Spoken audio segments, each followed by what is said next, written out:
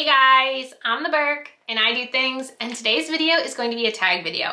I feel like I very rarely do tag videos. Like, could not tell you the last time I did a tag video, mainly because I always feel so awkward just sitting in front of a camera and talking, but I was very much inspired by Sarah Rose because when she did this tag video, she did it chatty get ready with me style, and that is my sweet spot right there. So that's what we're gonna do today. And we're going to do the content creator tag. I have lots to say about this tag before we even start the tag. So before I get too heated and spill some, we'll call it lukewarm tea, let's go.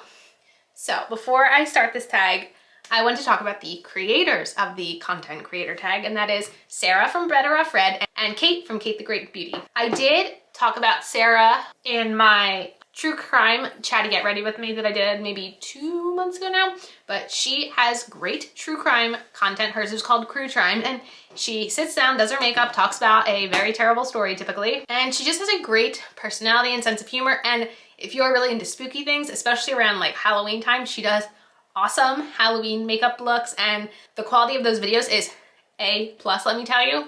And Kate from Kate the Great Beauty, oh my goodness, when I first started following Kate, she was working on a cruise ship, making videos on the cruise ship, and she always cracks me up.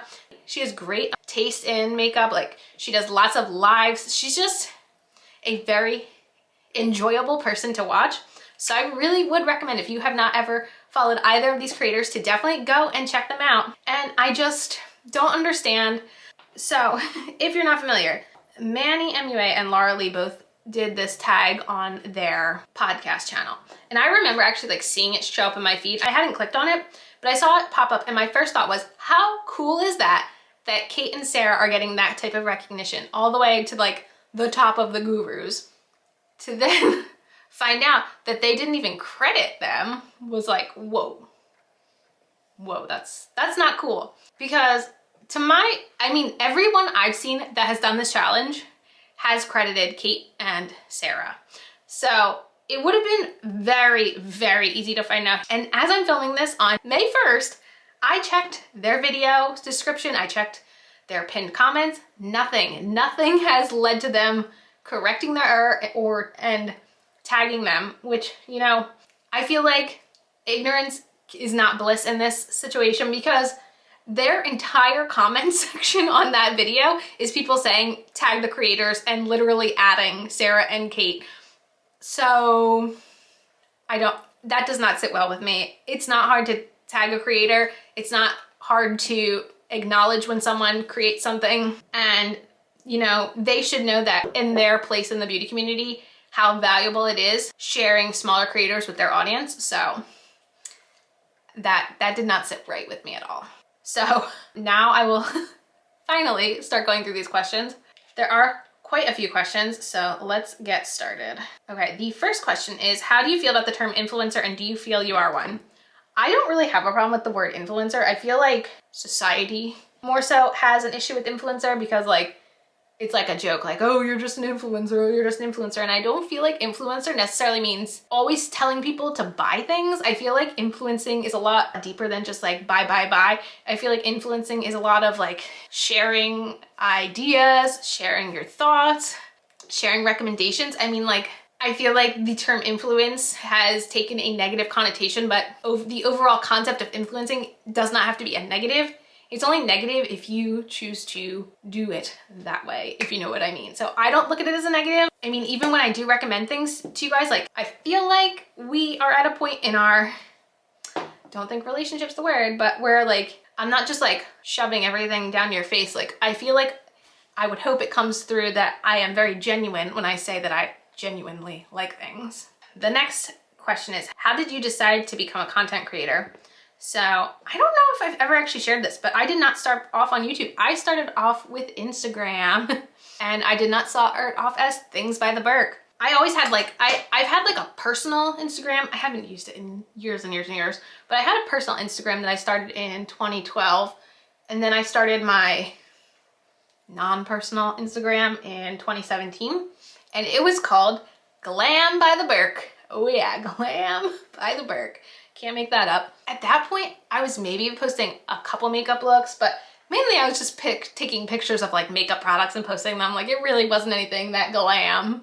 I had a very, very small makeup collection at that point. But in September 2017 was when I decided to start filming, and I wasn't even doing like makeup content at that point. I was way too self-conscious, and I was like doing like hauls, empties, favorite videos. That was like the majority of my channel. I did not do makeup for quite a while, and I didn't want to do glam by the book because I was like, I'm not a makeup artist, so I don't think my YouTube channel should be that. And I also did not want to feel cornered into just beauty on my channel, which is how I still am to this day. I very much like having the autonomy over my channel where I can just do whatever I want, and that's why I've always been Things by the Book. So that's when my Instagram handle changed to Things, and that's when I created my channel. What's your experience with knowing other creators in life, good or bad? All right.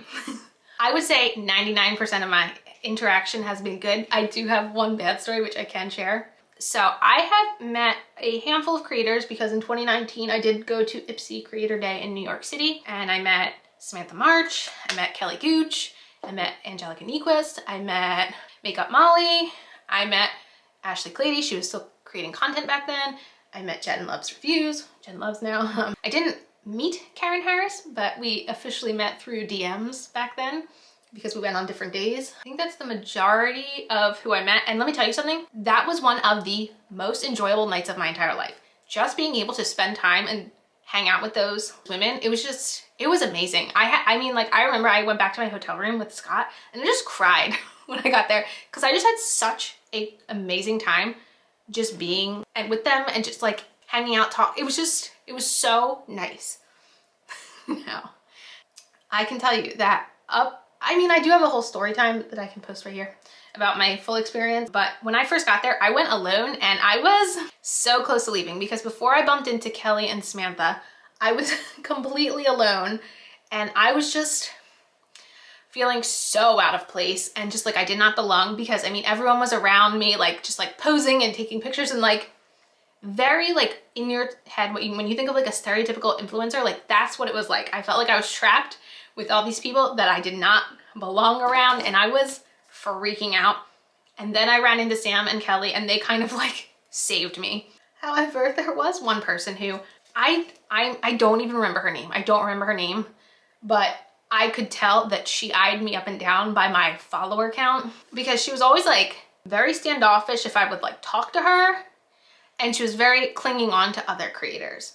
And I just remember feeling like, that's really weird. Like it made me feel weird, but like not enough to like care because I was just so in my element. So like finally feeling like I fit in somewhere. And I don't know, like this person kept like asking me to like take pictures of her with the other people we were with.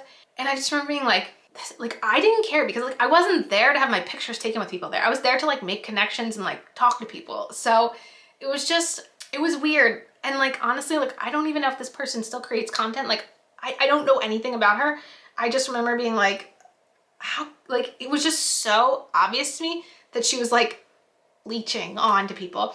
And I was just very uncomfortable because I was like, that is not my style. Like, eek. Ooh. It was weird. It was really weird. And I totally made a fresh cup of coffee so I could use this mug for this video. Yeah, so that was my like kind of iffy, like I don't even know. I don't know. I could tell like because I had a small follower account, like did not even want to talk to me. And I was like, whatever, I'm fine with that. Do you accept sponsorships and how do you feel about them? I have accepted and done sponsorships in the past. I mean, I don't get offered a lot of them as such a small creator, but I have no problem taking them and accepting them, assuming that it's a company I like and enjoy working with. I mean, I think it's very exciting when I see like creators I watch get sponsorship deals, especially with brands I know that they really love. Like, that's so exciting. And I mean, I don't have a problem. This is not an easy job between filming, editing, doing all the other behind the scene things. This is not easy. So getting paid your worth, I think, is always worth it in any line of work. Next question is, have you had an experience with a brand that left a bad taste in your mouth? Definitely two, and I was definitely very highly inspired by Sarah Rose when I was watching her video because she fully called out one of them, and one of them is Merit. Merit sends out these emails where they basically want you to like create content for them if they send you product. It's the reason I've never had any desire to buy any product from Merit. I mean, like, it's sad because I remember when I first saw them come to Sephora and I was like, oh, like that stuff looks really cool. It looks really up my alley. And then I got an email from them and I was like, this is so cool. Like I would love to try their products. I remember just like being like, huh? This is a brand at Sephora asking like smaller creators to make content for them and then they can own the content. That was not cool. And to be fair, I have heard other people call out Merit for that. I am fairly certain I know why I was taken off BoxyCharm's PR list. To be fair, don't know why I wasn't taken off sooner, but I'm pretty sure I know why they took me off their PR list. So here's my lukewarm tea that I definitely have for this video. So in the very end of 2018, I had a video go semi-viral. Like it probably has over 200,000 views on it right now. And the only reason it went viral is I think I was one of the first people to get a video up when the Ipsy Glam Bag Plus subscription started. And I did an unboxing of mine. And honestly, I think later in the video we talk about comments. We can talk about that video later in the video. But I think because that video went viral, BoxyCharm contacted me like a month or two after asking to send me their box and PR. And I mean, like I was already subscribed to BoxyCharm. I was so excited.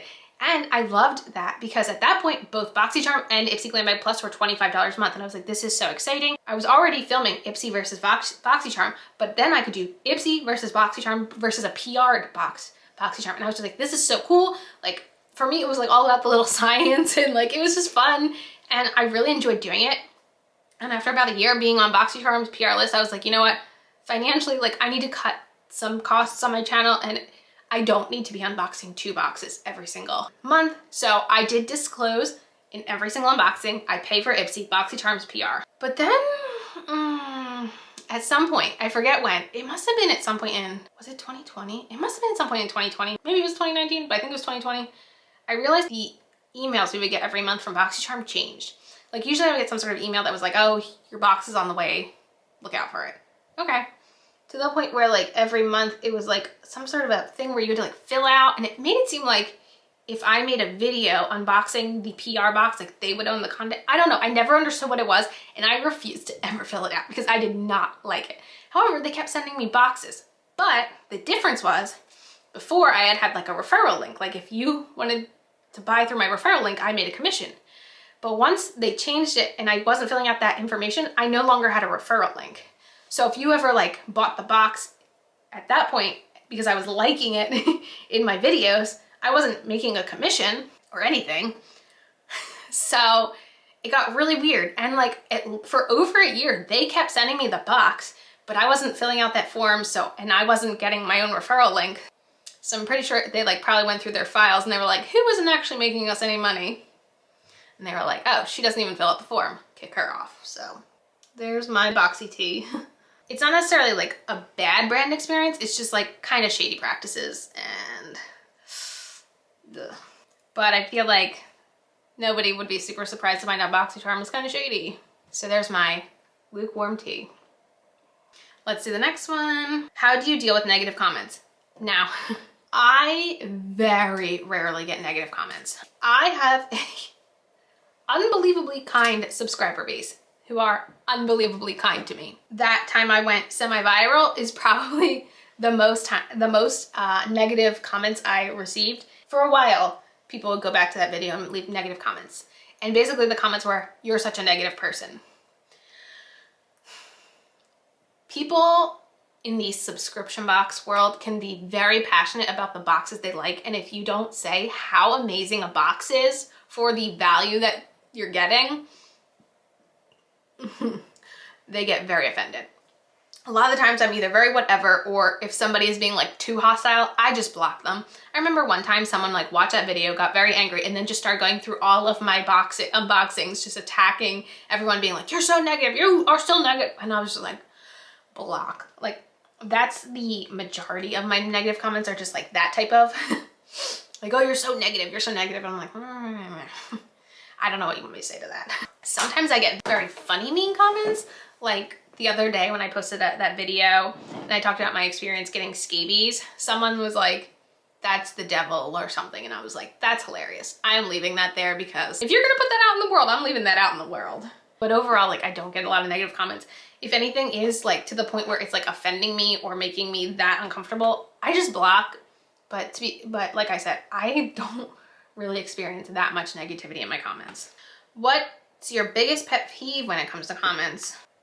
I really don't have that many pet peeves. I guess just if something's in the description box and someone asks and I have to be like, it's in the description box, like that's kind of annoying because I do put work into my description boxes and it just kind of feels a lot of times like it gets overlooked. But that's like a very minimal issue to have, you know.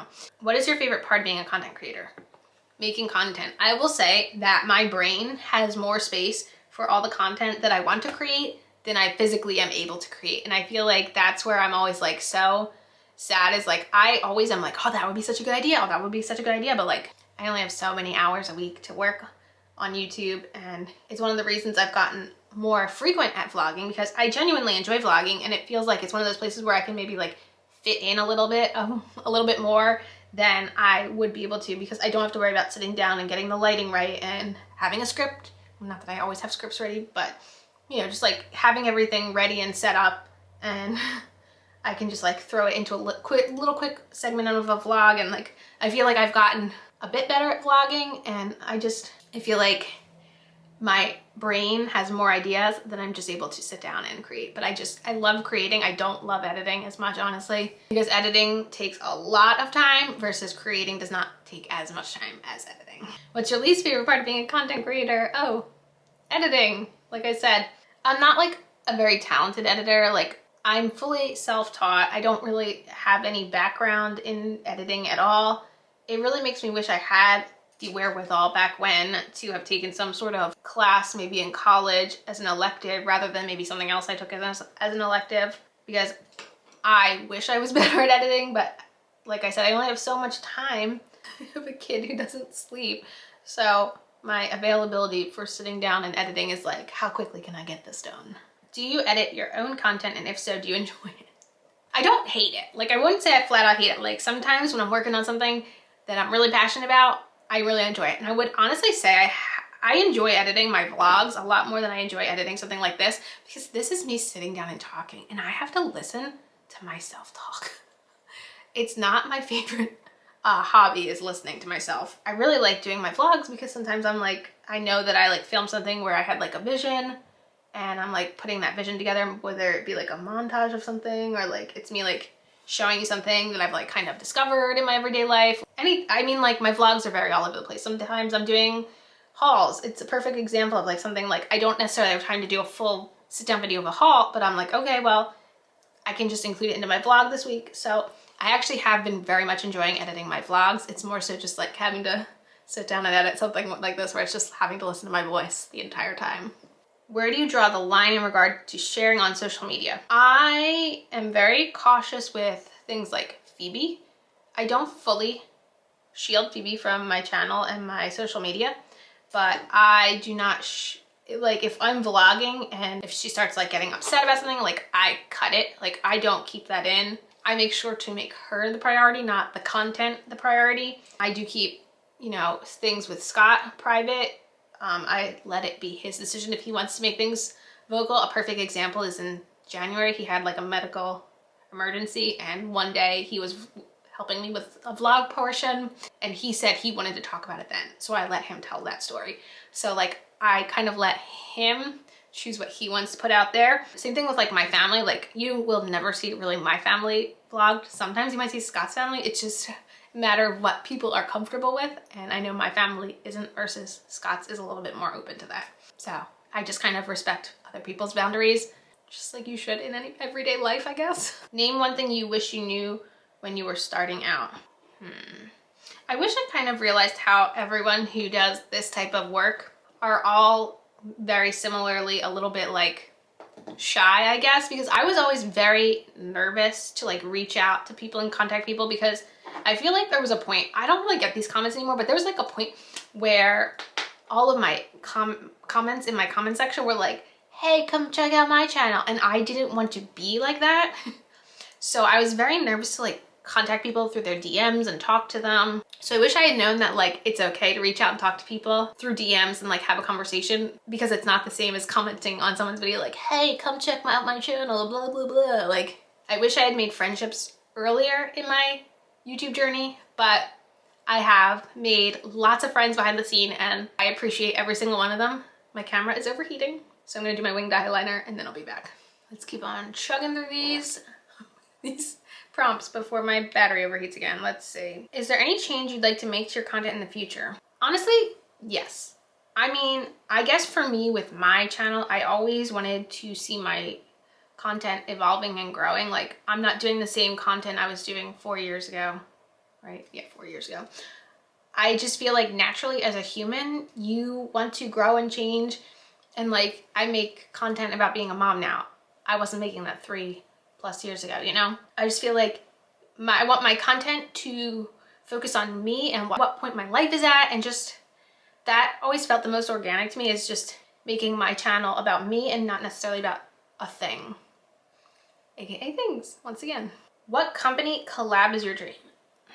This one's hard for me because I didn't necessarily get into this ever wanting to really be involved in a collab or something like that. So it's not like necessarily one of my hopes and dreams, but obviously I would say that the company that I have been using and, you know, most consistently for the longest time has been e.l.f. And I always rave about their like brushes and their sponges, my favorite sponge of all time. So like, I guess if I did something, it would be maybe like a brush set, something like that, like a brush and sponge set. That would be kind of cool.